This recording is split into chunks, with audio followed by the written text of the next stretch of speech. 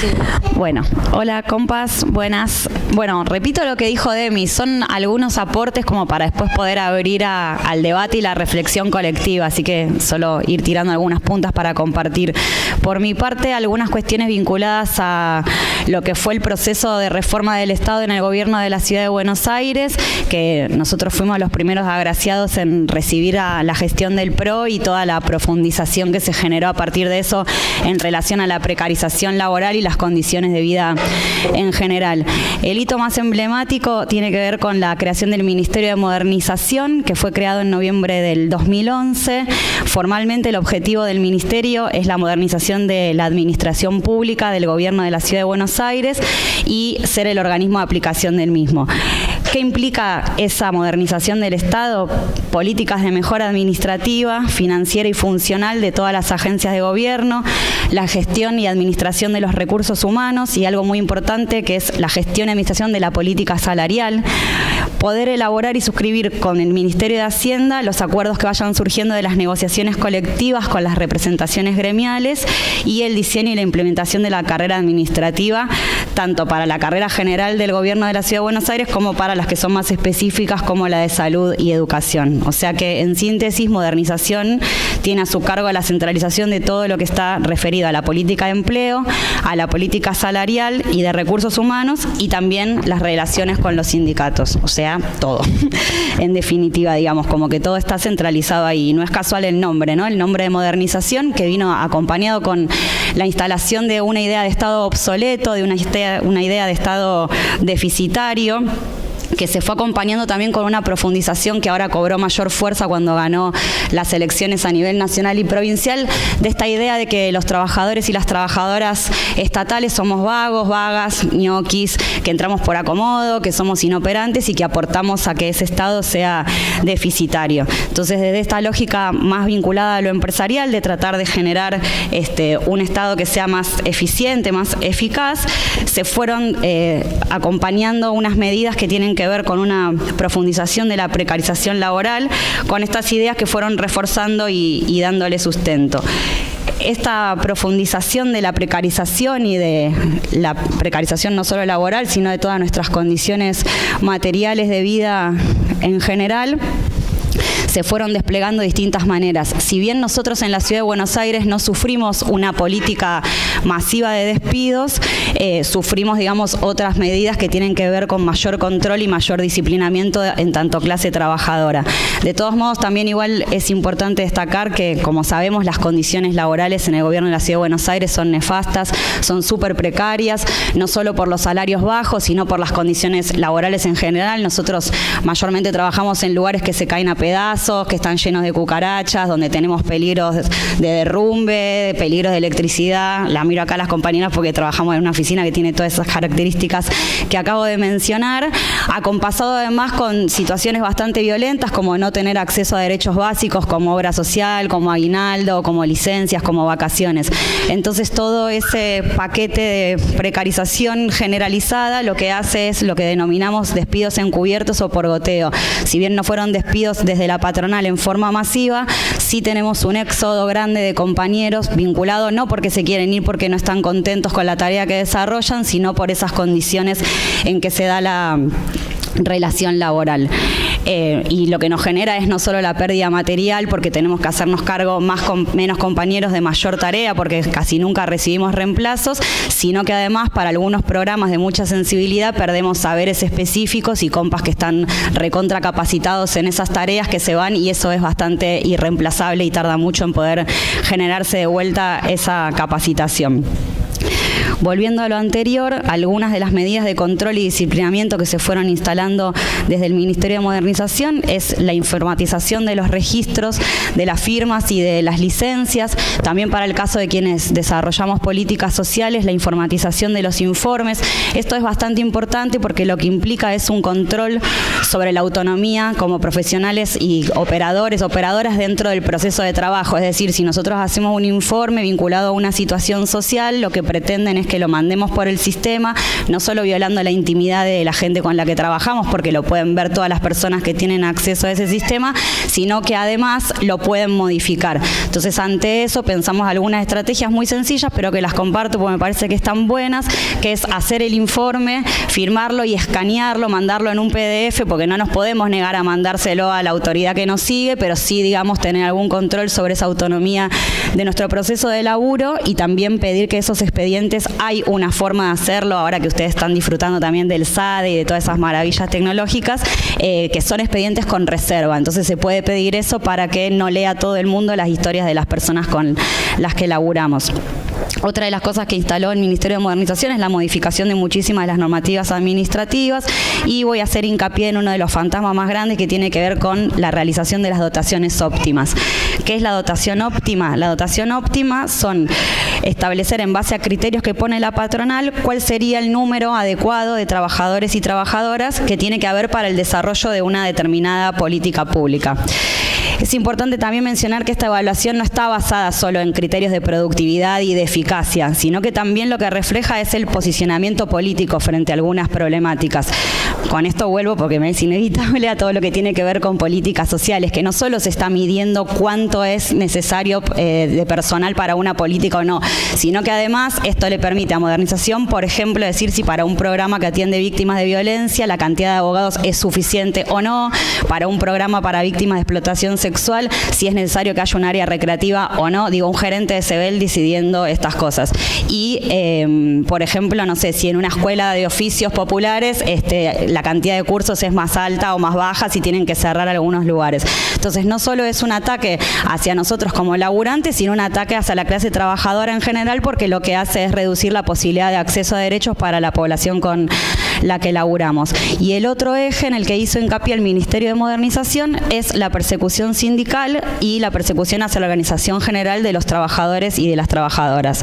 ¿Cómo lo hizo? A través de la impugnación de juntas internas y también la impugnación de delegados y delegadas, con el armado de causas judiciales a algunos delegados y delegadas a partir de estos procesos de organización, con el no reconocimiento de los compañeros y las compañeras que están contratados bajo otras modalidades que no sean la de planta permanente, y intentando aplicar la resolución 255 del 2003 del Ministerio de Trabajo, donde se establece que la cantidad de afiliados que tiene que, la cantidad de delegados que tiene que tener una organización se corresponde con el número de afiliados cotizantes, pero haciendo hincapié en esto de que se mantenga el 10% de afiliados con relación a la cantidad total de trabajadores y trabajadoras. Y acá además, bueno, la violencia subjetiva de no reconocer como laburante del Estado a quienes están, por ejemplo, contratados como locación de servicios, o un montón de compañeros que están terciarizados, que acá estoy viendo a un par. De todas maneras, tiré un montón de cosas que son bastante despreciables y sé que se están intentando aplicar ahora en el gobierno nacional. Pero también está bueno compartir que en un montón de juntas internas donde tuvimos relaciones de fuerza favorables y donde hemos puesto mucha lucha y mucho empuje, estas cosas no se han podido aplicar. Entonces está bueno saber que es necesario seguir construyendo a partir de métodos participativos, democráticos y de lucha, una organización fuerte, una organización que esté basada en métodos colectivos, que no responda a personalismos, una organización que tenga métodos asamblearios y que su plan de lucha esté guiado por esa asamblea. Cuando está esa fortaleza es posible generar una correlación de fuerza favorable. Por lo tanto, bueno, transmitir algo también como para levantar un poco y seguir peleando desde ese camino. Después de todo esto que dije más vinculado a las medidas de modernización, el hostigamiento de la patronal también se fue conjugando con las distintas modalidades de empleo precarias. Esto que dije al principio, compañeros y compañeras que vamos perdiendo no solo por estas medidas que se van aplicando, sino también por las situaciones que van viviendo las distintas modalidades contractuales. Y desde este lugar, si bien hay algunas que sufren más la precarización, todas las modalidades estamos precarizadas. Tenemos terciarizados, tenemos contratados, tenemos plantas transitorias, tenemos plantas permanentes y las variadas modalidades de contratación. Para las plantas permanentes también nosotros hoy tenemos escasas posibilidades de poder realizar un proceso de ascenso dentro de nuestro trabajo. Para quienes entramos hace más de 10 años, jamás hemos tenido acceso a la carrera administrativa, no tenemos el reconocimiento de la función específica que desarrollamos dentro de nuestro programa, no tenemos el reconocimiento para los compañeros compañeros y las compañeras que desarrollan tareas de coordinación cobran lo mismo que cualquier otro compañero y tienen muchísimas responsabilidades. Y un dato así más en concreto de estos últimos años es que lo que observamos es un achatamiento salarial donde ya no es tan grande la brecha que hay entre una modalidad de contratación y la otra, sino que cada vez el techo baja más y la diferencia entre los sueldos se va acercando. Y esto, bueno, no solo afecta, digamos, a nuestras condiciones materiales de vida, sino que se va dando todo un proceso de jerarquización del trabajo que realizamos día a día, con escasas posibilidades de desarrollarlo desde la perspectiva de la que nosotros nos gustaría que se realice. Y un dato que apareció después de que había terminado de armar esto es la paritaria miserable que cerró el gremio SUTECBA con el gobierno de la ciudad, que es un 20% que va a venir en 3 cuotas, un 10, un 8 y un 2% que es el anticipo por el reencasillamiento, una zanahoria con la que nos vienen persiguiendo hace un montón de años, que nosotros jamás tuvimos acceso y que es una cláusula que aparece en la paritaria desde ya hace más de 2 años y que sigue sin poder aplicarse. Y que además el día que se aplique nos lo van a descontar porque se supone que esto es por adelanto. Digo, como para dar un mosaico general de que, digamos, las características de la precarización nos atraviesan a todas las modalidades contractuales y que cada vez la situación es más desesperante porque las condiciones en las que estamos son muy complejas para poder seguir sosteniendo esa fuente de trabajo. Para nosotros, por lo menos quienes laburamos en política social y venimos insistiendo hace tiempo, entendemos que la precarización laboral es el reflejo de la precarización también de las políticas públicas en las que nos desempeñamos. En estos últimos años hay como mucho más énfasis en la precarización de estas políticas, sobre todo en las políticas sociales, que cada vez están más desfinanciadas, más devaluadas, con una marcada orientación hacia la mercantilización y con una profundización de la privatización y de la terciarización. Nosotros, por ejemplo, tenemos políticas públicas dentro de lo que era el Ministerio de Desarrollo Social de Ciudad que están íntegramente sostenidas por compañeros y compañeras que están terciarizados, o sea, toda una política que responde al Ministerio y que se sostiene a través del convenio con una organización no gubernamental. Además, bueno, obviamente se siguen favoreciendo medidas que tienen que ver con todo lo clientelar, con lo represivo y con lo punitivo. Esto no es casual, además de seguir construyendo una estigmatización, como dije al principio, de los trabajadores y las trabajadoras como ñoquis, como vagos y etcétera. También hay una avanzada contra toda la clase trabajadora en general y un refuerzo de un conservadurismo y de una estigmatización sobre otras poblaciones y una tipificación que lo que refleja es un claro recrudecimiento de estas perspectivas que, como dije antes, son conservadoras y de violaciones a los derechos humanos en general. Doy 2 ejemplos como para hacer una analogía entre lo que estamos viviendo, que tiene que ver con el retorno del debate de la baja de la edad de imputabilidad como una especie de solución, entre mil comillas, para la inseguridad, y el refuerzo de la categoría de pibe chorro como una categoría a criminalizar y a perseguir. Y el otro ejemplo es el ensañamiento represivo ante la organización de la lucha antipatriarcal. En la medida en que nosotras vamos cada vez más avanzando en nuestra pelea, más se recrudece la violencia. Entonces, pongo estos ejemplos porque no es que una cosa no tiene que ver con la otra, sino que todos somos parte de esa clase trabajadora que, si bien sufrimos distintas violencias en mayor o menor medida, tienen que hermanarnos y ser parte de toda una misma lucha para poder enfrentar el sistema capitalista, patriarcal, que nos genera todas esas violencias y desigualdades. Siempre es un debate cada vez que saco el tema de la política pública. Nosotros somos conscientes de que esas políticas públicas son instrumentos que tiene el Estado para apaciguar las luchas sociales. Y también sabemos que cada vez que laburamos con un pibe, una piba, una mujer, un varón, una mujer trans, en realidad esa problemática que se presenta en forma individual es obviamente una expresión de una problemática estructural de estos sistemas que mencionaba anteriormente. Pero de todos modos no es lo mismo poder tener un laburo desde las potencialidades, de las capacidades, poder fortalecer procesos de subjetividad que tratar a las personas como objetos. Esto para nosotros es sumamente importante y cada vez tenemos menos posibilidades de desarrollar un proceso de trabajo de calidad por las condiciones de precarización que nombraba anteriormente. Para nosotros, desde un posicionamiento ético, político, crítico, vinculado al laburo que hacemos con las personas con las que día a día estamos en contacto,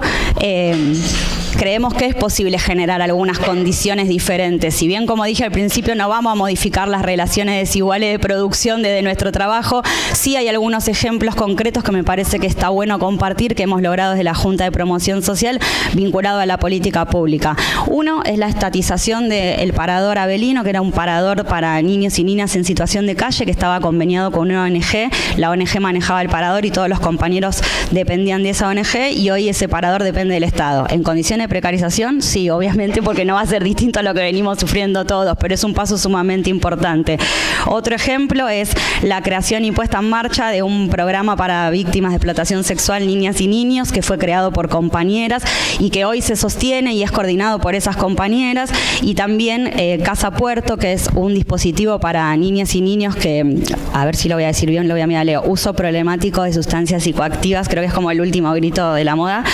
bueno, para pibes y pibas que tienen un consumo, están con situación de adicciones, que también es un programa que todo su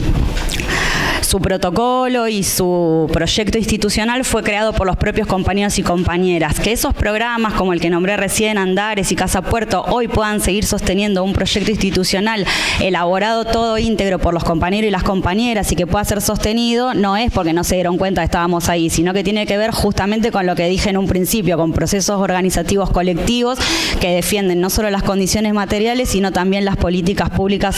en las cuales nos desempeñamos. Bueno, desde mí, ahora le voy a pasar la palabra a Viole como para que siga haciendo una caracterización de esto mismo que acabo de contar en Ciudad, pero en Nación, y sí, como para cerrar, me parece importante como tratar de levantarnos un poco. Sabemos que es un momento sumamente sensible, me parece sumamente importante también destacar todas las actitudes de compañerismo que tenemos día a día, cada vez que estamos para atrás en el laburo, cuando un compañero nos trae un mate o nos da un abrazo. Yo sé que a veces me tildan de romántica, pero bueno, a mí me parece que es un poco fundamental, que si no tendríamos esa fraternidad y esos métodos de construcción y de lucha desde ese lugar, sería imposible poder sostener con el cuerpo tantos embates que vamos sufriendo en el día a día, tantas desigualdades que vemos, tantas violencias. Así que bueno, a seguir metiéndole cabeza, a seguir metiéndole corazón, a seguir peleando desde abajo y a seguir creyendo que son posibles otras relaciones sociales más vinculadas a la libertad y la igualdad.